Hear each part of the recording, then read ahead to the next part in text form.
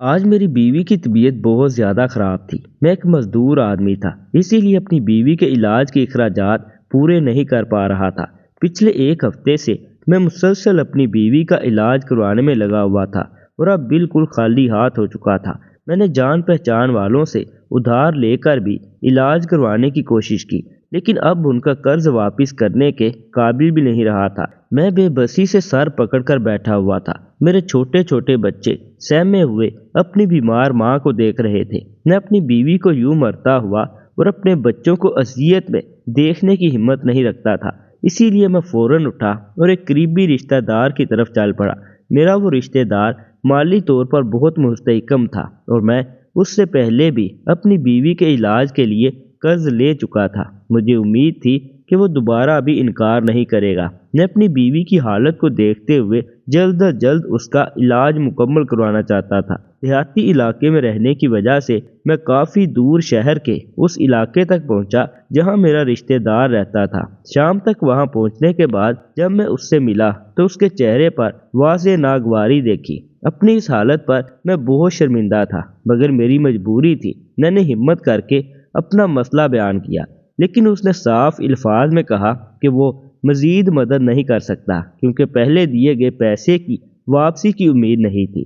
اس کی انکاری کے بعد میری آخری امید بھی ختم ہوگی۔ میں مایوسی کے عالم میں واپس لوٹا۔ باہر نکل کر آنکھوں میں بے اختیار آنسو آ گئے۔ میں سوچ رہا تھا کہ اب گھر جا کر اپنی بیوی کی موت کا انتظار کرنے کے سوا کوئی راستہ نہیں بچا تھا، لیکن اچانک دل میں کچھ ایسا خیال آیا کہ میں نے شہر میں چلتی ہوئی ایک گاڑی کے آگے ہاتھ پھیلا دیا اور کہا کہ بھائی اللہ کے واسطے میری مدد کرو، میری بیوی بہت بیمار ہے۔ اس شخص نے مجھے دیکھ کر جیب سے 100 روپے نکال کر دیے۔ میں اسے دعائیں دیتا ہوا آگے بڑھ گیا اور پھر ایک کے بعد ایک گاڑی کے سامنے ہاتھ پھیلانے لگا۔ رات تک یہی سلسلہ جاری رہا۔ کچھ لوگوں نے تو سخت لہجے میں یہ کہہ کر انکار کر دیا کہ ہم ایسے ڈرامے بہت دیکھ چکے ہیں، کبھی کوئی بیوی بیمار ہو جاتی ہے تو کبھی کوئی اور۔ کچھ نے محنت مزدوری کا مشورہ دیا، لیکن میں اپنی مجبوری میں یہ سب برداشت کر رہا تھا۔ رات کے آخر میں جب میں نے پیسوں کی گنتی کی تو خوشی ہوئی کہ تقریباً 5,000 روپے جمع ہو چکے تھے، لیکن اب بھی 25,000 کی ضرورت تھی۔ میں نے سوچا کہ اگر اسی طرح 2-3 راتیں مزید بھیک مانگ لو تو اپنی بیوی کے علاج کے لیے پیسے جمع کر سکتا ہوں۔ دنیا میں کچھ لوگ سخت دل ہوتے ہیں، مگر کچھ ایسے بھی ہوتے ہیں جو دل کھول کر اللہ کے نام پر دیتے ہیں۔ میں وہیں بیٹھا ہوا تھا کہ ایک لڑکی چادر میں لپٹی ہوئی میرے پاس آئی۔ اس نے کہا، میں تمہیں کافی دیر سے دیکھ رہی ہوں، تم لوگوں سے بھیک مانگ رہے ہو اور ابھی پیسے گن رہے ہو۔ بتاؤ، کیا تمہیں واقعی پیسوں کی ضرورت ہے یا تم پیشہ ور بھکاری ہو؟ اس لڑکی کا سوال سن کر مجھے غصہ آیا، کیونکہ مجھے ایسے لگا جیسے وہ میری تذلیل کر رہی ہو۔ میں نے اسے کہا کہ میرے ہاتھ پیر سلامت ہے اور میں مزدوری کر کے کمائی کر سکتا ہوں، لیکن اس وقت میری مجبوری ایسی ہے کہ مجھے فوراً بڑی رقم کی ضرورت ہے جو مزدوری سے حاصل نہیں ہو سکتی، اسی لیے مجبوراً بھیک مانگ رہا ہوں۔ یہ بات کہتے ہوئے مجھے اپنی بے بسی پر رونا آ رہا تھا کہ میں ایک اجنبی لڑکی کے سامنے اپنے عمل کا جواز پیش کر رہا تھا۔ لڑکی نے میری بات سن کر کہا، غصہ نہ کرو، میں صرف یہ جاننا چاہ رہی تھی کہ اگر تم واقعی ضرورت مند ہو اور پیسے چاہیے تو میں تمہاری مدد کر سکتی ہوں، لیکن بدلے میں تمہیں میرا ایک کام کرنا ہوگا۔ اس کی بات سن کر میں ٹھٹکا اور اسے غور سے دیکھا۔ مجھے واقعی رقم کی سخت ضرورت تھی اور جتنی جلدی پیسے مل جاتے اتنا ہی اچھا تھا کہ میں فوراً اپنی بیوی کا علاج شروع کروا سکتا۔ میں نے اس سے کہا کہ میں تمہارا کام کرنے کے لیے تیار ہوں، بس میری مدد کر دو۔ اس نے پوچھا، کتنے پیسے چاہیے؟ میں نے جواب دیا، 25 سے 30,000 روپے۔ میری بیوی بہت بیمار ہے، میں اس کا آپریشن کروانا چاہتا ہوں۔ اگلے ہی لمحے اس کی حرکت نے مجھے حیران کر دیا۔ اس نے اپنا بیگ کھولا اور وہاں سے 30,000 کی رقم نکال کر میری گود میں ڈال دی۔ میں حیرت اور بے یقینی سے اسے دیکھ رہا تھا۔ وہ بولی، یہ رقم تمہاری ہوئی، بس تمہیں میرے ساتھ حلالہ کرنا ہوگا۔ اس کے الفاظوں نے مجھے گہری سوچ میں ڈال دیا۔ میں ایک شادی شدہ مرد تھا اور اپنی بیوی کے علاوہ کسی دوسری عورت کے بارے میں سوچ بھی نہیں سکتا تھا، لیکن وہ لڑکی مجھ سے حلالہ کا مطالبہ کر رہی تھی۔ میں کبھی اس لڑکی کو دیکھتا اور کبھی اپنی گود میں پڑی رقم کو، جس سے میں فوراً اپنی بیوی کا علاج کروا سکتا تھا۔ اگر میں اس لمحے اپنی بیوی سے بے وفائی کے بارے میں سوچتا تو وہ شاید مر جاتی۔ اسی لیے میں نے اچانک فیصلہ کیا اور رقم سنبھالتے ہوئے کہا، ٹھیک ہے، میں تمہارا مطالبہ قبول کرتا ہوں، لیکن یہ کام جتنی جلدی ممکن ہو جائے اتنا بہتر ہوگا۔ لڑکی نے اشارہ کرتے ہوئے کہا، چلو ہم زیادہ دیر نہیں کریں گے، سب انتظام ہو چکا ہے۔ میں بھی اس کے پیچھے چل پڑا، دل ہی دل میں خوش تھا کہ میں نے صحیح فیصلہ کیا۔ یہ کوئی ناجائز کام نہیں تھا۔ اگر اس کی اپنے شوہر کے ساتھ طلاق ہو چکی تھی اور وہ دوبارہ اپنا گھر بسانا چاہتی تھی تو یہ دونوں کے لیے بہتر تھا۔ مجھے اپنی بیوی کے علاج کے لیے پیسے مل جاتے اور اس کا مسئلہ بھی حل ہو جاتا، لیکن راستے میں میرے دل میں بار بار یہ خیال آ رہا تھا کہ اگر میری بیوی کو اس بات کا علم ہوا تو کیا وہ مجھے معاف کرے گی؟ میری بیوی جذباتی اور حساس طبیعت کی مالک تھی۔ ہماری محبت کی شادی تھی اور وہ میری خالہ کی بیٹی تھی۔ اس نے بچپن میں اپنے والدین کو کھو دیا تھا اور زندگی کے سخت حالات دیکھے تھے۔ اگر یوں کہا جائے کہ اس نے اپنی پوری زندگی میں صرف مجھ سے محبت کی تھی تو یہ بات غلط نہ ہوگی۔ وہ مجھے کسی کے ساتھ بانٹنے کا تصور بھی نہیں کر سکتی تھی۔ میں جانتا تھا کہ اگر آج میری بیوی یہاں ہوتی تو وہ اپنی زندگی سے ہاتھ دھو بیٹھنے کو ترجیح دیتی، مگر یہ برداشت نہ کرتی کہ میں اسے یوں کسی اور کے ساتھ بانٹوں۔ رات کے پہر میں اس لڑکی کے ساتھ ایک گھر پہنچا۔ وہ ایک نہایت خوبصورت گھر تھا۔ لڑکی مجھے اندر لے گئی اور اپنے موبائل پر کسی کو فون کر کے تیزی سے ہدایات دینے لگی۔ یقیناً وہ نکاح کا انتظام کر رہی تھی۔ اس نے مجھے اشارہ کیا تو میں ایک طرف صوفے پر بیٹھ گیا۔ اپنی بیوی کی بیماری کی پریشانی اب بھی میرے دل میں تھی، مگر پیسوں کے انتظام کا جو بوجھ میرے سر پر تھا وہ اتر چکا تھا، اسی لیے میں قدرے مطمئن تھا۔ فون بند کرنے کے بعد اس لڑکی نے میری طرف دیکھا اور پوچھا، کیا تم نے رات کا کھانا کھایا ہے؟ میں نے لب بھینچ کر نفی میں سر ہلا دیا۔ اس کے پوچھنے پر مجھے بھوک کا احساس ہوا۔ صبح سے دفتر میں مصروف تھا اور گھر پر بھی بیوی کی حالت کی وجہ سے کچھ کھانے کا موقع نہیں ملا تھا۔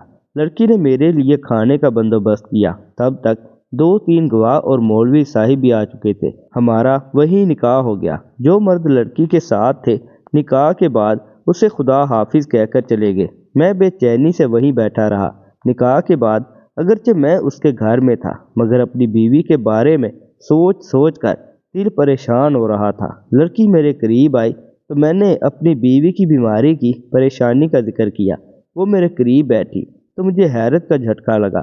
میں ایک مرد ہو کر اتنا گھبرا رہا تھا جبکہ وہ بے حد اعتماد سے بالکل میرے پاس آ کر بیٹھ گئی، جیسے یہ کوئی عام سی بات ہو۔ میں نے سنا تھا کہ حلالہ کرنے والی عورتیں بہت بے بس ہوتی ہیں، کیونکہ اپنے شوہر کے علاوہ کسی دوسرے مرد کے حوالے ہونا آسان بات نہیں۔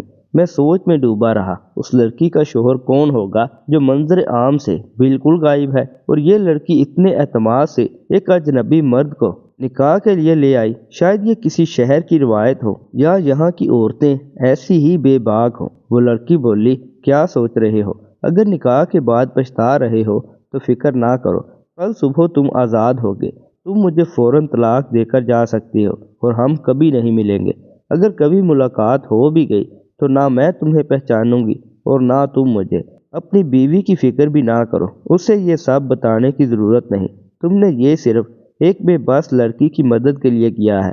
اس کی باتوں سے مجھے ڈھارس ملی۔ میں نے کہا، ایک سوال پوچھنا چاہتا ہوں، تمہارا شوہر کون ہے؟ کیا وہ جانتا ہے کہ تم حلالہ کر رہی ہو، اور کیا وہ تمہارے ساتھ دوبارہ شادی کرنے کو تیار ہے؟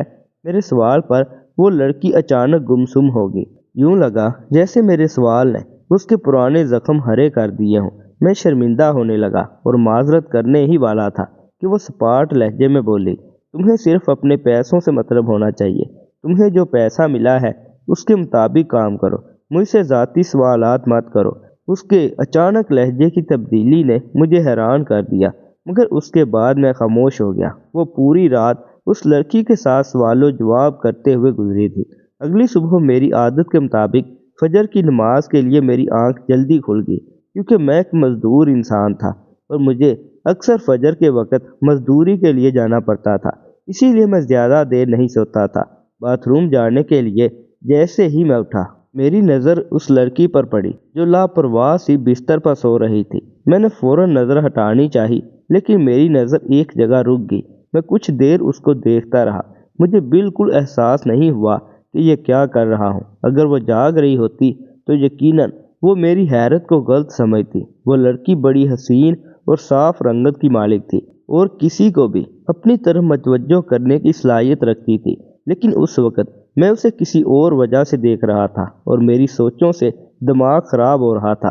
نماز قضا ہونے کا خوف محسوس کر کے میں فوراً غسل کرنے چلا گیا۔ نماز پڑھنے کے بعد جب بستر پر واپس آیا، وہ لڑکی ابھی تک سو رہی تھی۔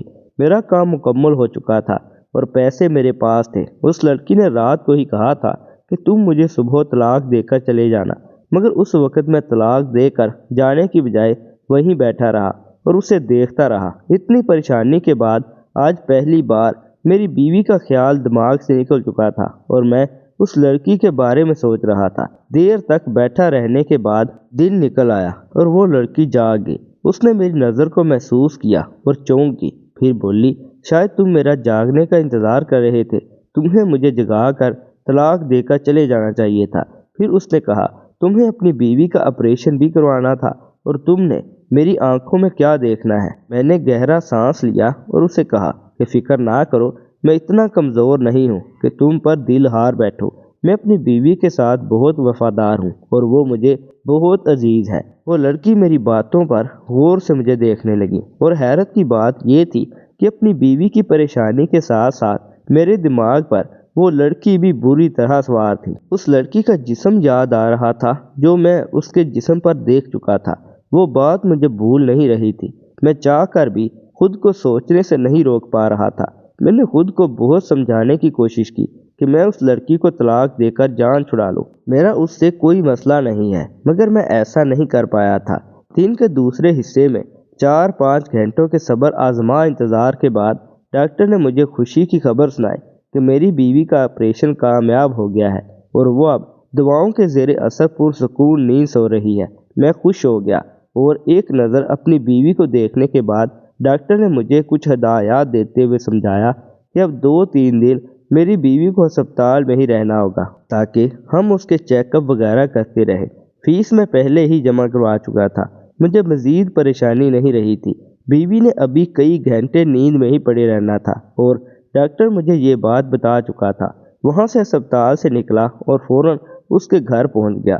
مجھے رہ کر یہ خیال آ رہا تھا کہ شاید وہ لڑکی وہاں سے بھاگ چکی ہو، مگر جب میں اندر گیا تو یہ دیکھ کر سکون ہوا کہ وہ لڑکی اب بھی وہیں موجود تھی۔ وہ سر پکڑے سوچوں میں گم بیٹھی تھی اور مجھے اسے دیکھ کر بالکل حیرت نہیں ہوئی۔ وہ ابھی تک اسی کمرے میں بیٹھی ہوئی تھی۔ اس کی پریشانی بجا تھی جو میں اس کے سر پر سوار ہو چکا تھا۔ میں نہیں جانتا تھا کہ اس نے کیوں حلالہ کیا تھا۔ یقیناً اس کا شوہر دوبارہ نکاح کے لیے جلد بازی کر رہا تھا۔ مجھے دیکھ کر وہ لڑکی تیر کی طرح میری طرف پہنچی اور چیختے ہوئے بولی، مجھے طلاق دو ورنہ تم مارے جاؤ گے۔ اگر تم نے مزید مجھے اپنے ساتھ لٹکائے رکھا تو میرا کچھ نہیں بگڑے گا، بلکہ تمہیں مار کر مجھے بیوہ کر دیا جائے گا۔ تمہیں لگتا ہے کہ میرا شوہر کوئی عام انسان ہے؟ اس لڑکی کے الفاظ پر میں دھنگ رہ گیا۔ وہ صبح ہی رو کر پاگل ہو رہی تھی اور غصہ کر رہی تھی اور اب مجھے دھمکانے لگی تھی۔ میرا خیال بالکل ٹھیک تھا۔ میں نے اس لڑکی سے کہا، میں اللہ کے سوا کسی سے نہیں ڈرتا۔ اگر اللہ نے میری موت رکھی ہے تو مجھے موت آ جائے گی، اور اگر میری زندگی باقی ہے تو چاہے اس کا شوہر کچھ بھی کر لے، میں زندہ ہی رہوں گا۔ میں نے اسے کہا کہ میں ابھی بھی تم سے وہی بات کروں گا، تم مجھے سب بتا دو تو میں یہاں سے چلا جاؤں گا۔ مگر وہ لڑکی مجھے کچھ بتانے کو تیار نہیں ہوئی اور پریشانی میں روتی رہی۔ مگر اس بار میں بھی ڈر چکا تھا کہ ایسے اس لڑکی کو جانے نہیں دوں گا۔ وہ دن جب میں نے اس لڑکی کا وجود دیکھا تھا، میں بری طرح گھبرا گیا تھا۔ اس لڑکی کی پشت پر بلیڈ سے لکھائی کی ہوئی تھی اور وہ الفاظ مجھے دھنگ کر رہے تھے کیونکہ وہاں اس کی پشت پر حلالہ کے نمبر لکھے ہوئے تھے اور آخری نمبر تھا کہ چوتھا حلالہ، یعنی میں اس لڑکی کا 5واں حلالہ کرنے والا مرد تھا۔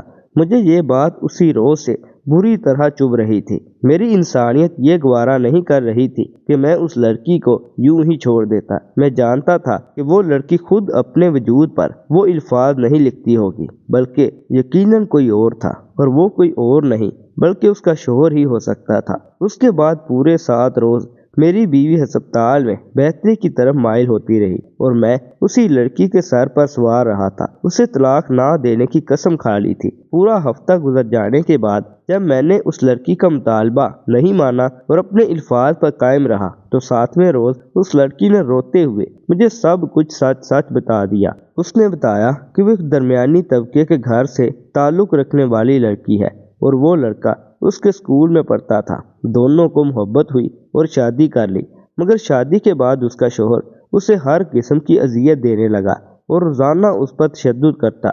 جب وہ چیختی تو وہ بہت خوش ہوتا۔ وہ بولی کہ میری شادی کو بمشکل 1 سال ہوا ہے، مگر میرا شوہر نہ جانے کتنی بار مجھے جان بوجھ کر طلاق دے کر دوسرے مردوں کے حوالے کر دیتا ہے اور سختی سے کہتا ہے کہ میں حلالہ کر کے اس کے پاس آؤں۔ جب میں حلالہ کر کے اس کے پاس پہنچ جاتی ہوں تو بلیڈ سے میری پشت پر ہر حلالے کا نمبر درج کر دیتا ہے۔ میں تکلیف سے چلانے لگتی ہوں تو وہ خوشی سے کہکے لگاتا ہے۔ نہ جانے اسے کیسے مجھے تکلیف دے کر تسکین ملتی ہے، لیکن میں غریب کی بیٹی ہوں۔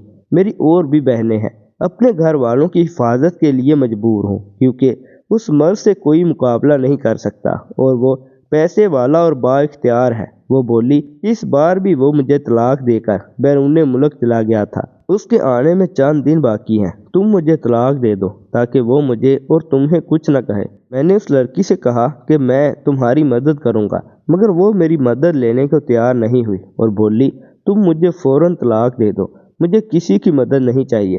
اگر تم نے میری مدد کرنے کی کوشش کی تب بھی یہ میری دوسری بہنیں اور گھر والے اس مرد کے عتاب کا نشانہ بنیں گے اور میرا ایسا کرنا مجبوری ہے۔